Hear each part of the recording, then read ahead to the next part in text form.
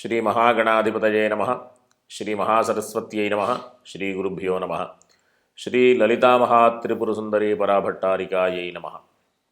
మనం 2026 జనవరి నెలలో ఉన్నటువంటి ద్వాదశ రాశుల యొక్క ఫలితాంశాలలో భాగంగా మిథున రాశి వారికి ఉన్నటువంటి గ్రహస్థితి రీత్యా మనం ఇప్పుడు ఫలితాంశాలు చెప్పుకుందాం. ముందుగా ఈ రాశికి అధిపతి అయినటువంటి బుధుడు అష్టమ స్థానంలోకి ఈ నెల మధ్యమ భాగం నుంచి అంటే ఇంచుమించుగా 17వ తేదీ నుంచి అనుకూలంగా మారేటటువంటి పరిస్థితి. కాబట్టి ఈ 18వ తేదీ వరకు కూడా వీళ్ళందరూ ఆచితూచి అడుగు వేయాలి. అనవసరమైనటువంటి వ్యాఖ్యలు చేయకూడదు. ఇంకా ఏంటి అంటే గొడవల్లోకి వెళ్లకుండా ఉండడం మంచిది. కాస్త ఈ 13, 14, 15 ఆ తేదీల్లో ఒక 4 గ్రహాల యొక్క సంచారం మారుతూ ఉంది. కాబట్టి అందరూ కూడా చాలా జాగ్రత్తగా వ్యవహారం చేయవలసినటువంటి అవసరం ఉంది.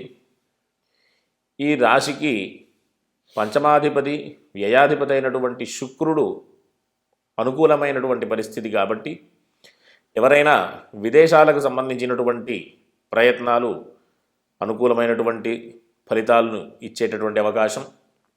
ఇంకా ఏంటి అంటే వీళ్ళందరూ కూడా ఈ రాశి వాళ్ళందరూ కూడా చక్కగా లక్ష్మీ అష్టోత్తర స్తోత్రం, విష్ణు సహస్రనామ స్తోత్రం, ఆదిత్య హృదయం పారాయణ చేయడం అత్యంత అవసరం. విశేషమైనటువంటి ఫలితాలు కూడా పొందేటటువంటి అవకాశం కూడా ఉంటుంది.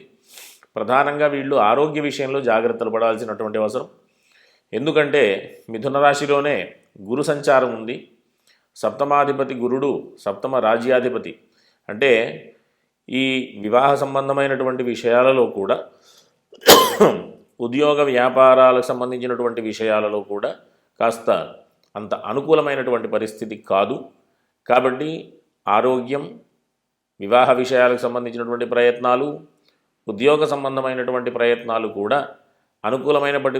అనుకూలమైనటువంటి పరిస్థితి ఉండాలి అంటే ప్రతి గురువారం ఈ మాసమంతా కూడా ప్రతి గురువారం ఈశ్వర దర్శనం చేసుకోవడం ద్వారా చక్కటి విశేషమైనటువంటి ఫలితాలు పొందేటటువంటి అవకాశం ఉంటుంది.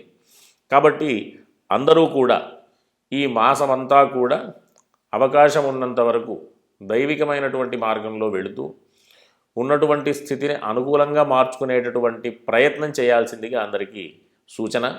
ఎందుకు అంటే అష్టమ స్థానంలో 4 గ్రహాల యొక్క సంచారం, ఒక్కో సందర్భంలో పంచగ్రహ కూటమి కూడా ఈ అష్టమ స్థానంలో ఉంటుంది. హఠాత్తుగా జరిగేటటువంటి విషయాలలో కొంత జాగ్రత్తలు అవసరం.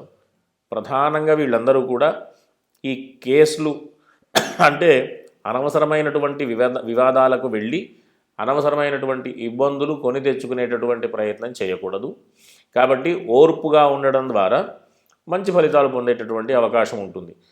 ఎందుకు అంటే అనవసరమైన నిర్ణయాలు తీసుకోవడం ద్వారా చెప్పాలి అంటే అత్యంత ఇబ్బంది కలిగించేటటువంటి గ్రహస్థితిగా మనం భావించవచ్చు. అష్టమ స్థానంలో కుజుడు, అష్టమ స్థానంలో రవి, అష్టమ స్థానంలో బుధుడు, ఇట్లాంటి ఈ రకమైనటువంటి అననుకూలమైనటువంటి గ్రహస్థితి మనం ఎదుర్కొనేటటువంటి పరిస్థితి ఉంది. కాబట్టి అందరూ కూడా మంచి ఫలితాలు పొందాలి అంటే దైవికమైనటువంటి మార్గంలో వెళుతూ చక్కటి ఫలితాలు పొందాలని ఆశీర్వదిస్తూ స్వస్తి. శ్రీ మహాగణాధిపతయే నమః. శ్రీ మహాసరస్వత్యై నమః. శ్రీ గురుభ్యో నమః. శ్రీ లలితామహాత్రిపురసుందరీ పరాభట్టారికాయై నమః. మనం 2026వ సంవత్సరం జనవరి నెలలో ఉన్నటువంటి ద్వాదశ రాశుల యొక్క ఫలితాంశాలలో భాగంగా కర్కాటక రాశి వారికి ఉన్నటువంటి రాశి ఫలాలు చెప్పుకుందాం.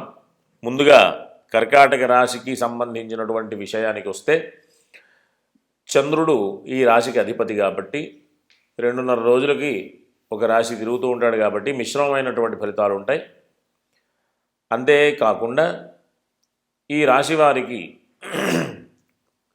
కుటుంబ స్థానంలో, ఆర్జిత ధనం స్థానంలో, వాక్స్థానంలో కేతువు వేధస్థానంలో ఉన్నాడు. కాబట్టి మాట తీరుతో కానీ, ఆర్థిక విషయంలో కానీ, కుటుంబపరమైనటువంటి విషయాలలో కానీ అంత అనుకూలమైనటువంటి సమయం కాదు. కాబట్టి అనవసరమైనటువంటి మాటలు మాట్లాడకుండా, అనవసరమైనటువంటి కుటుంబ కలహాలలో అంటే కుటుంబంలో సంబంధించినటువంటి గొడవల్లో వెళ్లకుండా అవకాశం ఉన్నంత వరకు ఓపికగా ఉండడం చాలా అవసరం. ఇంకా ఏంటి అంటే చెప్పాలి అంటే కొన్ని సందర్భాలలో కుటుంబానికి దూరంగా వెళ్ళేటటువంటి పరిస్థితి కూడా ఉంటుంది. కాబట్టి వీళ్ళందరూ కూడా గణపతికి సంబంధించినటువంటి అంటే సంకష్టహర గణేశ స్తోత్రం ఇట్లాంటి గణపతికి సంబంధించినటువంటి స్తోత్ర పారాయణలు నిత్యం కూడా చేసుకోవడం ద్వారా ఈ విధమైనటువంటి ఇబ్బందుల నుంచి అధిగమించేటటువంటి అవకాశం ఉంటుంది. అంతేకాకుండా ఈ రాశివారికి వివాహ ప్రయత్నాలు చేసేవారికి, తరువాత వివాహం చేసుకున్నటువంటి వారికి వివాహ సంబంధమైనటువంటి విషయాలలో కూడా అంత అనుకూలమైన సమయం కాదు. కాబట్టి కాస్త జాగ్రత్తగా ఉండడం మంచిది. ఈ వివాహమైనటువంటి వాళ్ళు కూడా కుటుంబానికి దూరంగా ఉండేటటువంటి పరిస్థితి కూడా ఎదురయ్యేటటువంటి అవకాశం ఉంది. కాబట్టి వీళ్ళందరూ ఇంతకుముందు ఎట్లయితే గణపతికి సంబంధించినటువంటి స్తోత్రాలు చెప్పాను, లక్ష్మీ అమ్మవారికి సంబంధించిన స్తోత్రాలు కూడా చేసుకోవడం ద్వారా లాభానికి సంబంధించిన అంటే ధనం రెండు రకాలు అని మనం ఎప్పుడు చెప్పుకుంటూ ఉంటాం. ఒకటి ఆర్జిత ధనం, ఒకటి లాభధనం. లాభం అంటే ప్రతినిత్యం కూడా రొటేషన్లో ఉండేటటువంటి డబ్బు, అంటే ఉద్యోగం చేసి మనం జీతం తీసుకోవడం కానీ, ఆ సందర్భంలో చేసినటువంటి పనికి డబ్బులు తీసుకోవడం కానీ, వాటికి సంబంధించినటువంటి ఇబ్బందులు కాస్త ఎదురయ్యేటటువంటి అవకాశం కూడా ఉంటుంది. కాబట్టి ఈ ప్రతినిత్యం ఉండేటటువంటి విషయాలలో నష్టపోకుండా ఉండడానికి కాస్త లక్ష్మీ అమ్మవారి యొక్క స్తోత్ర పారాయణలు చేయడం ద్వారా ఆ విషయాల నుంచి, ఇబ్బందుల నుంచి అధిగమించేటటువంటి అవకాశం ఉంటుంది. ఖచ్చితంగా ఈ వైవాహిక జీవితం సంబంధించినటువంటి వాళ్ళకి సంబంధించిన విషయాలన్నీ కూడా అంత అనుకూలమైనటువంటి మాసం కాదు. కాబట్టి కాస్త ఓపికగా ఉండడం, అంటే భార్యాభర్తలలో ఎవరి వైపు నుంచి వివాదం వచ్చినా ఒకరు ఓపికగా ఉండడం మంచిదని అందరికీ కూడా సలహా ఇవ్వడం చేస్తున్నాం. అంతేకాకుండా ఉద్యోగపరమైనటువంటి వ్యాపారపరమైనటువంటి విషయాలలో కూడా అంత అనవసరమైనటువంటి నిర్ణయాలు తీసుకోకుండా, అంటే కాస్త అడ్డదారులలో వెళ్ళి చేసేటటువంటి ప్రయత్నాలు అవకాశం కనిపిస్తూ ఉంది ఈ నెలంతా కూడా. కాబట్టి వీళ్ళందరూ కూడా ఎట్టి పరిస్థితులలో ఉన్నటువంటి పరిస్థితిలో అంటే ఓపికగా ఉంటూ అనవసరమైనటువంటి ప్రయత్నాలు చేయకుండా ఉండడం ద్వారా ఇబ్బందులని కొని తెచ్చుకున్నటువంటి వాళ్ళు కాకుండా ఉండాలని అందరికీ కూడా, అంటే ఇబ్బందులు అనవసరమైనటువంటి తెలిసి కూడా ఇబ్బందుల్ని కూడా కొని తెచ్చుకునేటటువంటి ప్రయత్నం చేయకూడదు అని సలహా అన్నమాట.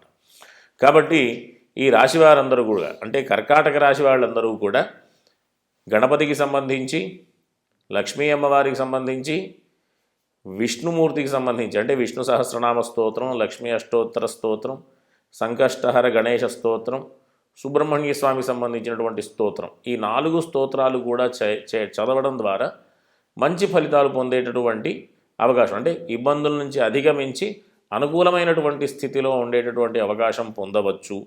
ఖచ్చితంగా దైవతారాధన చేయడం ద్వారా ఉన్నటువంటి అననుకూలమైనటువంటి స్థితి నుంచి అధిగమించేటటువంటి అవకాశం పూర్తి విశ్వాసంతో చేయడం ద్వారా మనం పొందేటటువంటి పరిస్థితి ఖచ్చితంగా ఉంటుంది. కాబట్టి అందరూ కూడా చక్కగా ఆనందంగా ఉంటూ మంచి ఫలితాలు పొందుతూ ధార్మికమైనటువంటి మార్గంలో వెడుతూ ఉంటూ సత్ఫలితాలు పొందాలని ఆశీర్వచనం. స్వస్తి.